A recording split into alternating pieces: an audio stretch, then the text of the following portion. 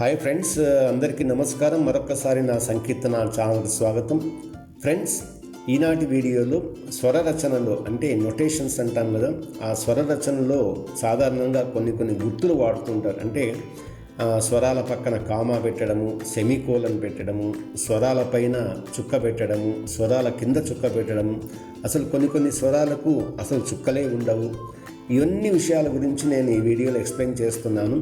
ఎందుకంటే కర్ణాటక సంగీత పద్ధతిలో గాత్ర సంగీతం కానీ వాద్య సంగీతం కానీ నేర్చుకునే వాళ్లకు ఈ గుర్తుల గురించిన అవగాహన తప్పనిసరిగా ఉండాలి.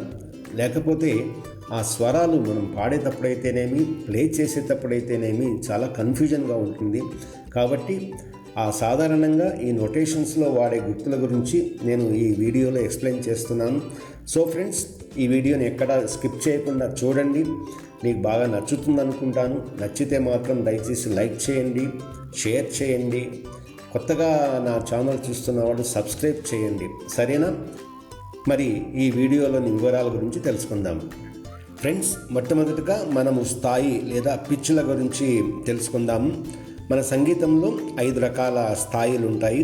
అనుమంద్ర స్థాయి అంటే లోయర్ దాన్ లోయర్ ఆక్టేవ్, మంద్ర స్థాయి లోయర్ ఆక్టేవ్, మధ్యమ స్థాయి మిడిల్ ఆక్టేవ్, తారాస్థాయి హయ్యర్ ఆక్టేవ్, అతి తారాస్థాయి హయ్యర్ దాన్ హయ్యర్ ఆక్టేవ్. ఇవి 5 రకాల స్థాయిల వివరాలు. అనుమంద్ర స్థాయి స్వరముల కింద 2 చుక్కలు ఉంటాయి. మంద్ర స్థాయి స్వరముల కింద 1 చుక్క ఉంటుంది. మధ్యమ స్థాయి స్వరముల పైన కానీ స్వరముల కింద కానీ ఎటువంటి చుక్కలు ఉండవు. తారాస్థాయి స్వరముల పైన 1 చుక్క ఉంటుంది. అతి తారాస్థాయి స్వరముల పైన 2 చుక్కలు ఉంటాయి. ఈ చుక్కల వలననే మనకు అవి ఏ స్థాయి యొక్క స్వరములు అంటే మంద్రస్థాయి స్వరముల, మధ్యమ స్థాయి స్వరముల, తారాస్థాయి స్వరముల అని మనము గుర్తించగలుగుతాము. కానీ కీబోర్డు పరంగా మనకు ఎక్కువగా 3 స్థాయిలు అంటే మంద్రస్థాయి, మధ్యమ స్థాయి, తారాస్థాయి స్వరాలు మాత్రమే మనకు ఎక్కువగా స్వర రచనలో వస్తుంటాయి. సో ఫ్రెండ్స్, ఈ స్థాయిల గురించిన వివరాలు ఒకసారి కీబోర్డ్పై చూపిస్తాను. ఇది అనుమంద్ర స్థాయి, ఇది మంద్ర స్థాయి లోయర్ ఆక్టివ్, ఇది మధ్యమ స్థాయి మిడిల్ ఆక్టివ్, ఇది వచ్చేసి తారాస్థాయి హయ్యర్ ఆక్టివ్, ఇది అతి తారాస్థాయి. మామూలుగా మనము లోయర్ ఆక్టివ్ అంటే మంద్రస్థాయి, మిడిల్ ఆక్టివ్ మధ్యమ స్థాయి, తారాస్థాయి అంటే హయ్యర్ ఆక్టివ్. ఈ 3 ఆక్టివ్ అంటే సప్తకము అని చెప్తారు కదా, ఈ 3 ఆక్టివ్లోని స్వరాలే ఎక్కువగా మనకు వస్తూ ఉంటాయి స్వర రచనలో. అనుమంద్ర స్థాయి, అతి తారాస్థాయి స్వరాలు చాలా తక్కువగా వస్తాయి. ఇవి స్థాయిల గురించిన సప్తకముల వివరాలు. ఫ్రెండ్స్, మన సంగీతంలో 5 రకాల స్థాయిలు ఉన్నట్టే 3 రకాల కాలములు ఉన్నాయి. అంటే ఫస్ట్ స్పీడ్ అంటే మొదటి కాలము, సెకండ్ స్పీడ్ అంటే 2వ కాలము, థర్డ్ స్పీడ్ అంటే 3వ కాలము. మీ అందరికీ బాగా తెలుసు. మొదటి కాలంలో ఒక బీట్కు 1 అక్షరము లేదా 1 క్రియ ఉంటుంది. 2వ కాలము అంటే సెకండ్ స్పీడ్లో 1 బీట్కు 2 అక్షరాలు లేదా 2 క్రియలు ఉంటాయి. 3వ కాలంలో అంటే థర్డ్ స్పీడ్లో 1 బీట్కు 4 అక్షరాలు లేదా 4 క్రియలు ఉంటాయి. ఇవి ఫస్ట్, సెకండ్, థర్డ్ స్పీడ్ గురించిన వివరాలు. ఫ్రెండ్స్, ఈ 3 కాలములు అంటే 3 స్పీడ్స్ అంటే first speed, second speed, third స్పీడ్ల గురించి ఒకసారి ఎక్స్ప్లెయిన్ చేస్తాను. ఫస్ట్ స్పీడ్లో 1 బీట్కు 1 అక్షరము లేదా 1 క్రియ వస్తుంది. అంటే సరి గ మ ప ధ ని స సా ని ద ప మ గ రి స.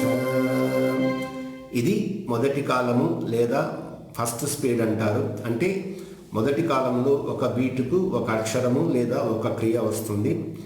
మరి 2వ కాలం గురించి తెలుసుకుందాం. 2వ కాలంలో 1 బీట్కు 2 అక్షరాలు లేదా 2 క్రియలు వస్తాయంటే సరి గ మ ప ధ ని స సా ని ద ప మ గ రి స. ఇది 2వ కాలము లేదా సెకండ్ స్పీడ్. 3వ కాలంలో 1 బీట్కు 4 అక్షరాలు లేదా 4 క్రియలు వస్తాయి. అంటే సరిగమ పదని సానిదపమదని స. ఇవి 3 కాలము లేదా 3 స్పీడ్స్ గురించిన వివరము. ఫ్రెండ్స్, మీరు కొన్ని కీర్తనల యొక్క స్వరాలను గమనించినట్లయితే కొన్ని స్వరాల పక్కన 1 లేదా 2 లేదా 3 కామాలు, లేదంటే సెమీకోలను, లేదంటే స్వరాల పక్కన చుక్కలు కానీ హైఫన్లు కానీ, కొన్ని స్వరాలపైన యాస్ట్రిక్ మార్క్ ఉంటుంది. మరి ఈ గుర్తుల యొక్క అర్థం ఏమిటో ఇప్పుడు తెలుసుకుందాము. కర్ణాటక సంగీత పద్ధతిలోని స్వర రచనలో ఒక కామా వచ్చేసి ఒక అక్షరంతో సమానము. ఫర్ ఎగ్జాంపుల్, సా పక్కన ఒక కామా ఉంటే అది 2 అక్షరాలతో సమానం. అంటే సా plus comma is equal to 2 అక్షరాలు అనమాట. అలాగే సా పక్కన 2 కామాలు లేదా సా పక్కన ఒక సెమీకోలన్ ఉంటే అది 3 అక్షరాలతో సమానము.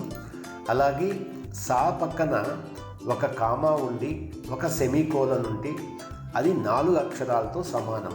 అలాగే స్వరం పక్కన చుక్క లేదా హైఫన్ ఉన్నట్టయితే అది దీర్ఘస్వరంగా మనం భావించాలి.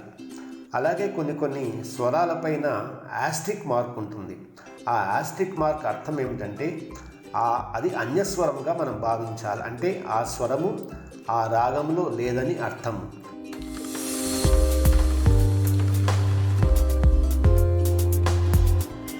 ఫ్రెండ్స్, ఇప్పుడు తాళముల్లోని అంగముల యొక్క గుర్తుల గురించి తెలుసుకుందాము. ప్రతి ఒక్క తాళంలో లఘువు, ధృతము, అనుధృతము ఉంటుంది. లఘువును ఒక నిలువు గీతగా గుర్తిస్తారు. ధృతాన్ని ఒక సర్కిల్ లేదా సున్నాగా గుర్తిస్తారు. అనుధృతాన్ని సెమీ సర్కిల్ లేదా అర్ధచంద్రాకారం గుర్తుతో గుర్తిస్తారు. ఇవి తాళములోని అంగముల యొక్క గుర్తులు. ఫ్రెండ్స్, ఈ ఇమేజెస్ని మీరు గమనించినట్లయితే ఈ తాళంలోని నిలువు గీత అంటే లఘువు కదా, లఘువు పక్కన 3, 4, 5, 7 అనే అంకెలు ఉన్నాయి. అందరికీ తెలుసు, మన సంగీత పద్ధతిలో 5 రకాల జాతులు ఉన్నాయి. తిస్ర, చతురస్ర, ఖండ, మిశ్ర, సంకీర్ణ. మరి ఈ జాతులన్నీ కేవలము తాళంలోని లఘువుకు మాత్రమే వర్తిస్తాయి. అంటే ఒక లఘువు పక్కన 3 ఉంటే, 3 అంకె ఉంటే అది తిస్ర జాతి లఘువు లేదా తిస్ర జాతి తాళం అని చెప్పొచ్చు. 4 ఉంటే చతురస్ర జాతి అని, 5 ఉంటే ఖండ జాతి అని, 7 ఉంటే మిశ్ర జాతి అని, 9 అనే అంకె ఉంటే ఆ తాళము సంకీర్ణ జాతికి సంబంధించిన తాళము అని చెప్పవచ్చు. ఎందుకంటే జాతులన్నీ కేవలం తాళంలోని లఘువుకు మాత్రమే వర్తిస్తాయి. లఘువు పక్కన ఉన్న సంఖ్య ఆ తాళము ఏ జాతికి చెందిందో నిర్ధారిస్తుందన్నమాట. సో ఫ్రెండ్స్, ఇవి తాళం యొక్క గుర్తులు, వాటి యొక్క జాతులకు సంబంధించినటువంటి సంజ్ఞలు.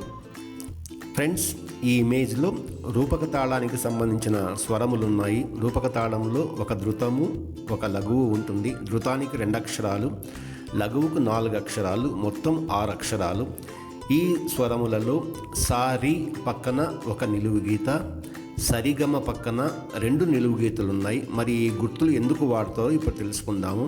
ఫ్రెండ్స్, ఏ తాళములోనైనా కానీ స్వరముల పక్కన ఒక నిలువు గీత ఉంటే ఆ నిలువు గీత ఆ తాళములోని అంగము యొక్క అంతాన్ని తెలియజేస్తుంది.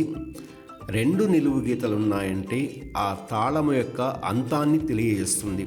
కాబట్టి తాళములోని అంగముల అంతాన్ని తెలియజేయడానికి ఒక నిలువు గీత, తాళము యొక్క అంతాన్ని తెలియజేయడానికి 2 నిలువు గీతలు వాడతారు. So friends, this is all about the music symbols that are commonly used in Carnatic notations. మరి ఎక్కడైనా స్వరాలు పాడేటప్పుడు కానీ ప్లే చేసేటప్పుడు కానీ ఈ సింబల్స్ను బాగా గుర్తుపెట్టుకొని ఫాలో కండి. మరి ఈ వీడియో నచ్చితే లైక్ చేయండి, షేర్ చేయండి. కొత్తగా నా ఛానల్ చూస్తున్న వాళ్ళు సబ్స్క్రైబ్ చేయండి. మీ అభిప్రాయాలను, సజెషన్స్ను మీ కామెంట్ బాక్స్లో పెట్టండి. నెక్స్ట్ వీడియోలో మీ ముందుకు వస్తాను. అంతవరకు సెలవు. మరి ధన్యవాదాలు.